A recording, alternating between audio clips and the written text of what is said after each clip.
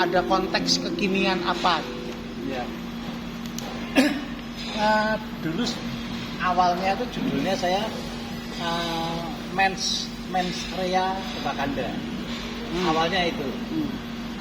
Mens Rea itu kan bahasa hukum tentang niat jihad kan. Lalu kemudian saya ubah menjadi Brutus Konoha. Nah ini diprotes sama teman-teman karena dikira saya pelecehan terhadap kan dikira pelecehan terhadap Indonesia kan. Nah saya bilang enggak ini bukan saya bukan yang kan memang ada betul loh Wakanda Konoha kan memang ada betul. Nah teman tadi bilang nah kalau memang seperti itu ya eman-eman loh nanti tiwas dikira pelecehan padahal enggak. Nah, makanya saya ganti menjadi ampak-ampak ing panolan. Ampak-ampak itu kan mendung kelam di panolan. Panolan itu ya Jepang itu dan sehingga sebetulnya kalau ruhnya ini sebenarnya tentang Arya Penangsang. Tapi karena dari awal niatnya tadi Mens Rea, maka tokohnya namanya bukan Arya Penangsang tapi Surenggono. Terlanjur sudah ganti menjadi ampak-ampak ya nggak saya ubah ya tetap menjadi Surenggono. Kemudian mungkin beda dengan ketoprak yang lainnya. Di sini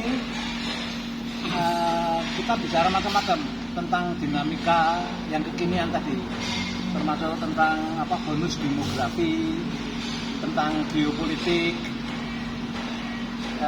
macam-macam sampai ke oligarki. Ya itu aja mas. Enggak, maksud saya gini, saya mau dipertajam. Jadi artinya misalnya perebutan kekuasaan satu, apakah itu akan muncul dengan message yang mau ditampilkan oleh Mas Joko di dalam cerita ini apa? Apakah rajanya harus ganti, terus ganti perempuan atau apa atau apa maksudku yang message yang muncul gitu apa? Begitu sudah belajar. Kan ini perebutan karena di sini kan ada bahwa pemilihan raja itu tidak melalui paugeran tapi lewat waliul amri. Ada yang tidak terima kan gitu kalau yang saya tangkap. Jadi sebetulnya apa mas? Ya betul ya. Karena perebutan ini tentang perebutan kekuasaan, maka di sini yang ditampilkan kan kursi tadi, kursi dengan tangan-tangan berdarah yang seperti rebutan itu. Cuman tapi loh di sini kadang-kadang mungkin karena sekarang kan banyak orang nyinyir kemudian lalu ngadu-ngadu kayak gitu. Saya kan nggak sadar bahwa itu ternyata jumlahnya 7, singanya itu 7. Nah ada yang ngeling ke kawan dari mass media, itu dia bilang tanya ke saya, lu kok dilalah kok 7? Saya bingung, saya hitung ya 7 betul, padahal saya tidak ada niat itu. Ini kan digado-gado, ini kok 7 singa, ya ini raja yang ke-7 gitu. Presiden ke-7 ya gitu. Sebenarnya enggak itu saya lebih, dan di sini karena saya juga nggak suka dengan hate speech, tidak suka dengan ujaran-ujaran kebencian, maka tidak ada ketika kita bicara tentang bonus demografi justru itu sebagai masukan loh. Kalau sekarang dibangga-banggakan oleh siapapun lah, presiden siapapun dibangga-banggakan tentang bonus demografi, itu tombak bermata dua. Pada satu sisi betul anak-anak usia produktif, Gen Z sama milenial banyak, tapi kalau tidak ketersediaan lapangan kerja jadi anarkis loh. Artinya duitnya harocel jadi ikut ke judol, jadi ke kritik dan sebagainya. Karena pada satu sisi abe dibanggakan karena ini bonus demografi. Oke. Yang lain 42 pemain itu semuanya dari Asia Tantra ya? Pemain dan pemrawat. Monggo ini mas. Nah, panggung ini bergabung di sini, dan ini sebetulnya anggotanya bukan dari Jogja, tapi bukan hanya dari Jogja, tapi ada beberapa dari daerah itu, dari Solo, dari Sragen, dari Tegal, Pekalongan, dari Wonosobo, dari Purwodadi dan macam-macam. itu, nah kami bentuk ini asosiasi. Jadi mungkin di Jogja asosiasi ini dengan pemain yang ada di Jogja.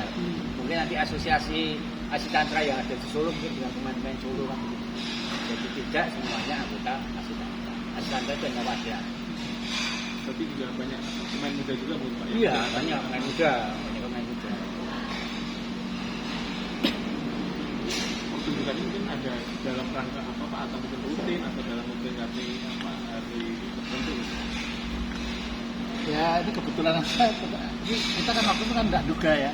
Ya kita kan memang biasanya tiap berapa bulan sekali bikin pentas. Biasanya di Taman Budaya TBY konsep hall itu. Nah karena baru renovasi, kemudian ketemu dengan Mas Arya, lalu kita cari tanggal, cara improvisasi aja, Jumlah Kliwon, Sukro-Kasih, 13 Desember. Ternyata ini pas ke ulang tahunnya Jokom yang ke-7. Ya sekalian aja 11 ya. Pak Randi, ini terbuka untuk umum, berbayar atau tidak? Pimpro. Ya, kita mencoba untuk apa ya, masyarakat agar ada ruang untuk mengapresiasi seni itu harus tidak serta-merta gratis.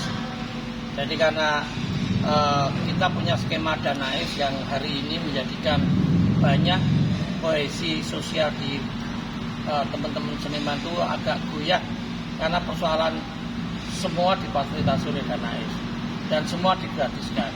Ini artinya tidak punya edukasi terhadap masyarakat luas. Ini kita mencoba untuk ya kita menikmati berbayar 100.000 untuk VIP, 25.000 untuk harga biasa reguler. Insya Allah nanti ada makan malam, insya Allah itu ya, nanti kita usahakan. Durasi pentasnya berapa lama ini? Sekitar 2 jam ya. 2,5 ya. 2,5 jam. Ini melibatkan lintas seni. Jadi nanti ada penyairnya, jadi Mbak Evi ya, penyair, Ya, ada ini gini, pantomim. konsep kami memang setelah kami diberi novelnya oleh Pak Joko ini kan harus kami buat menjadi naskah panggung. Dan buat naskah panggung kami mencari pemainnya dan sebagainya. Ini formatnya itu adalah bukan ketoprak itu tapi kuari. Kuari itu kita gabungkan kolaborasi antara ketoprak, wayang dan tari. Ini dan masuknya juga seni-seni modern seperti di sini ada sastra, ada sastrawan, ada penulis sastra, ada teater, tari semuanya. Jadi di sini bukan hanya sekedar wayang, ketoprak dan tari, tapi ada sastranya masuk ke dalam situ. Ada penyair, ada pantomim. Jadi kami gabungkan semuanya menjadi satu kesatuan karena ketoprak itu luas dan fleksibel untuk apapun kita masuk. Nah tujuan, kalau saya punya tujuan ini, kami terima kasih sekali kepada Mas Sigit, Pak Joko, Pak Arya, Mbak Anas yang telah membantu ini, karena kami punya visi juga. Kenapa yang kami tampilkan, saya mau menampilkan ini kan tanggal 13 itu setelah hiruk pikuk ini pesta demokrasi, ada pilpres, ada pileg, ada pilkada, itu banyak teman kita yang berbeda pilihan, ada yang begitu panas dan sebagainya. Setelah ini selesai kan harus didinginkan juga, disatukan, didinginkan ya lewat apa? Ya lewat budaya, lewat kesenian ini, agar semuanya bisa kembali lagi bersilaturahmi lagi, menjadi teman dan kawan, sahabat lagi, tidak ada perbedaan apapun, siapapun nanti yang terpilih. Ini tujuan kami sebagai pekerja seni itu. Saya terima kasih sekali. Kami bisa menyatukan lagi. Termasuk pesannya nanti bakal konvensional atau juga modern? Modern. Kalau pesan yang diambil dari ketoprak ini apa Pak? Intinya pesan yang bisa diambil untuk kehidupan sehari-hari masyarakat. Pesannya ini, kalau pesannya ketoprak itu sebenarnya misi-misinya pasti ya, itu ada pendidikan sosial pasti. Ya, pesan ini yang akan kami sampaikan itu bagaimanapun kejelekan itu tidak akan bisa hilang dimanapun. Itu seperti rel kereta api, kejelekan dan kebaikan selalu bersama-sama tapi tidak bisa bersatu. Dimanapun pasti akan terjadi kejelekan dan kebaikan ini. Nah, saya tinggalkan pilihan siapa penonton nanti. Oh ini yang jelek, ini yang hitam itu tidak ada. semuanya putih gitu. Hanya kemauan kita, kalau ilmu hitam katanya itu kemauan kita untuk dihitamkan itu menjadi hitam. Semuanya itu seperti itu. Jadi ini maksud saya, misi saya untuk menyampaikan kekuasaan itu hanya sekedar pemanis lah gitu. Tapi keabadian, kejujuran, kebaikan ini yang abadi. Itu misi saya. Makanya di sini ada perebutan kekuasaan dan sebagainya. Itu dari dulu. Dari saya belum lahir itu negara ini terjadi dan berdiri karena perebutan kekuasaan jelas. Tidak bisa dipungkiri. Kartu 750. Kita siapkan budget itu karena tempatnya 750. ya, karena tempatnya ini memang begitu. Estimasi bisa terpenuhi berapa persen? Estimasi saya 80%. Kalau dari anak-anak muda kita masih bisa mencintai identitas diri orang, masih satu. Kedua, apakah harus ada inovasi tadi kan kolaborasi antara tempat tadi ya? Ya, lu bisa dari sisi cerita juga supaya ada aspek tekniknya. Iya. Apa sifatnya latar.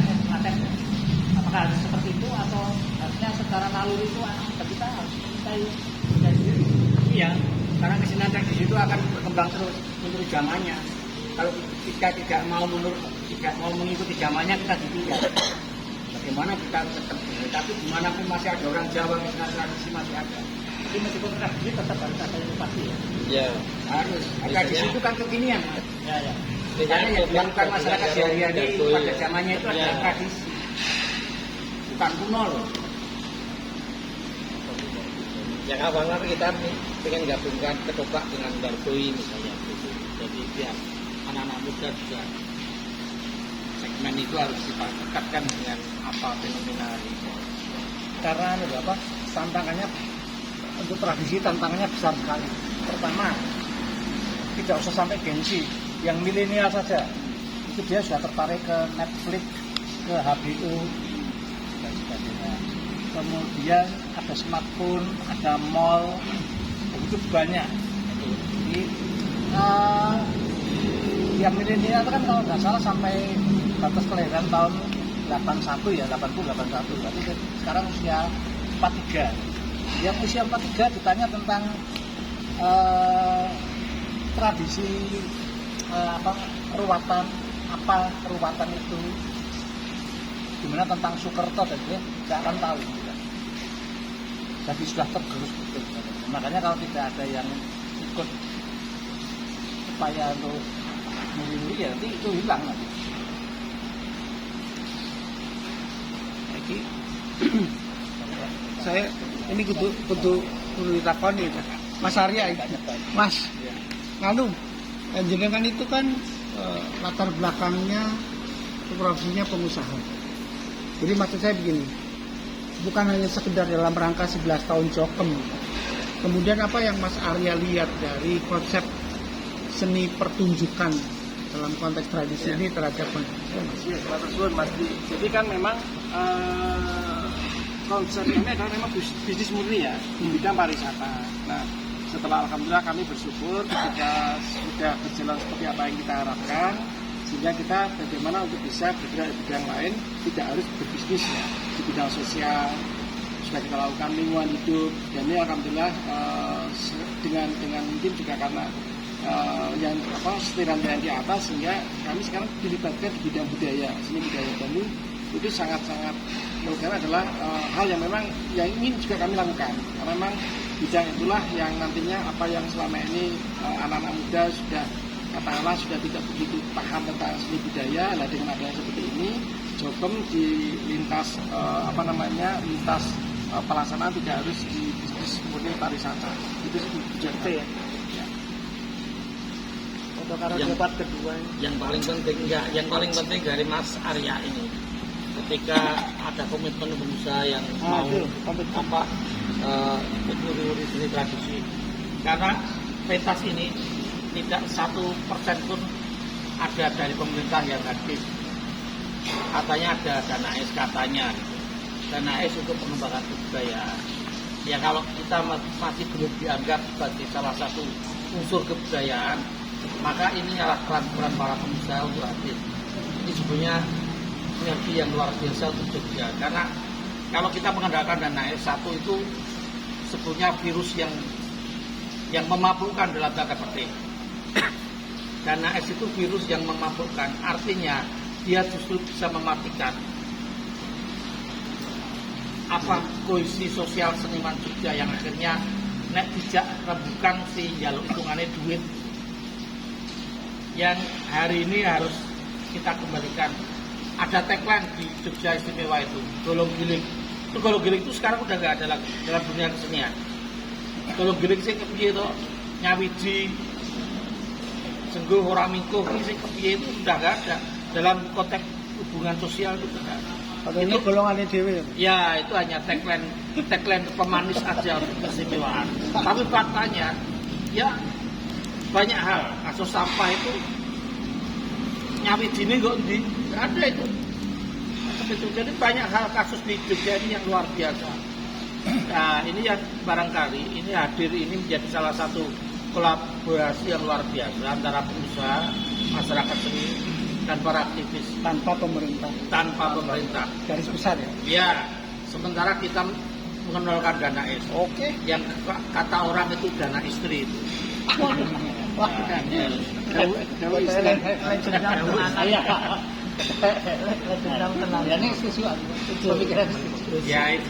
Ya ini penting gitu karena harus diedukasi seluruh masyarakat ini harus diedukasi bahwa ini sesuatu hal yang gitu loh menjadi apa kedepannya kita harus kalau enggak nanti rusak. Oke. Itu rusak 5 tahun lagi udah rusak. Dan dana Narasi itu seperti ini ada muncul nggak nanti di dari para pemain muncul nggak? Pasti narasi pimpinan produksi gitu terkait dengan Kita kan seniman. oke. Kita ya kritik sosial tapi ya duit aja krasa-krasa. Oh, Jadi ngono nih kan kita jadi dengan krasa-krasa dengan cara yang lain nanti. Caranya Ya kalau krasa-krasa nih kita juga siap menyampaikan kan gitu. Tapi yang jelas bahwa dana itu lebih banyak mudaratnya. Tidak ada sama sekali manfaatnya karena apa? Karena malah terjadi pembelahan. Di kalangan seniman itu seniman apapun terjadi pembelahan. Contoh misalnya wayang. Wayang di sini kan ada 3, ada yang wayang Pepadi, kesepuan, Sukrokase. lalu Sukrokase sama ada yang apa dari apa sarjana ya dari isi kan ada 3 ini. Ini rebutan dengan dana rebutan. Kemudian ketoprak kan juga sama yang tua-tua kan Hidayat, Masida. Nanti ada juga yang kelas festival tadi ada juga yang sanggar rebutan juga dengan dana tadi. Kemudian geculan itu banyak yang dulu berteman baik akhirnya malah sudah tidak ada sopo aruh karena rebutan dana tadi. Dana ini berpihak kemana? Ya ke pihak Dana itu juga tidak hanya membelah seniman, tapi membelah beteng juga. Atau maksudnya pi membelah beteng? Itu yang gusur-gusur di beteng-beteng itu kan dibelah. Oh dana is itu ya? Iya. Jadi sebaiknya dana is diapain? kembalikan ke Kembalikan kalau aja. NU ada kembali ke kitohnya ini Nah. kembali ke kitohnya. Tidak ada dana tidak ada keistimewaan itu. Oh gitu ya. Keistimewaan kan sudah lama tuh. Jasa sekali kok terus-terusan itu. Dulu habis 9 berjasa. Dulu iya, masa kembali lagi ke semua ada. Tidak ada kalau tidak ada keistimewaan berarti apa? Tidak ada penetapan. Yang masuk tadi yang dimaksud dengan pemecah dana is itu jadi pemecah belah kohesi sosial ini sing endi to maksudnya? Iya itu artinya dulu kan kita punya tagline filosofi Jawa, golong giling. Ya itu karena adanya dana itu justru menghilangkan golong gilingnya itu. Oh. Udah nggak ada lagi. Apalagi dengan titik-titik UNESCO itu tadi. Itu juga mengerikan juga. Oke, siap, matur nuwun. Tercatat. Nggak mau main di sini nggak mau. Karena bukan teater mas, Ya, nggak ada kuari kan ketoprak. wayang itu bukan teater. Dianggap bukan teater. Ora Mas, nek basa Jawa iki aku kagok Mas. Susah. Padahal punya kelompok bahasa Jawa loh. Nah. Abdas ya. Oh. Tanggal 28 besok ini 28 ini. Enggak ada, saya enggak ikut ajas. Enggak ikut sing anu itu pelangi anu. Ayo Mas. Bu Cicit itu ikut Bu Cicit atau Bu Cicit saya enggak ikut. Ini tidak melibatkan pejabat atau tokoh masyarakat untuk main nggak, Mas Nano? Nah, saya nggak berani karena mau suasana kan baru Oh, suasana iya. pilkada kan. Nggak berani. Nah, prosesnya itu nanti kalau nggak saya ngajak itu repot. Tidak. Paling nanti ya. Kan biasanya kalau kerja ada Iya, biasanya saya mengajak tokoh itu. Tapi ini kan ada pilkada jadi saya nggak biasa ajak ya tokoh-tokoh seniman, itu sastra, film, ya kan banyak. terus ya pantomim, dalang itu yang saja. Pengusaha ya cuma Mas Arya nanti yang ikut main. Mas Arya ikut main? Ikut, Jadi apa, Mas? terus ya, jadi abdi dong, abdi masyarakat. Jangan menghina loh, abdi masyarakat. Abdi masyarakat itu yang penting. Oh, Dan iya. kenapa? Waktu itu kami ketoprak Excel untuk eksekutif legislatif seperti wali kota, seperti ketua DPR ada abdi. Jadi Dia kan abdi, merasakan. oh, iya. Jadi abdi masyarakat. Jadi ada sensasi pengalamannya Berkasan yang dari Kadipati lumrah. siap-siap. Tukang bikin lumrah. Ini abdi nanti perintah. Itu kesempatan seniman yuk. Baik, makasih. Mas Arya juga terlibat ya? Iya, harus ikut main nanti tak paksa kok tanggoni. Itu kalau Mbak Yati nanti sama Mbak Yati Oh, ya, sama ada bintang Biani tamunya ya? Sabtoyo. Ya, di PSN dari Tadi belum latihan tapi nanti kan gampang. Oh, iya. Timothy. Siap, matur nuwun. Sudah dapat. Namanya ini ada artis film, ada sastrawan, ada pantomim, ada dalang, ada ketoprak, teater, tari. Oke. Siap. Sponsor by Cok. Oke, saya pikir sudah cukup. Kalau mau kundur, direkan kundur.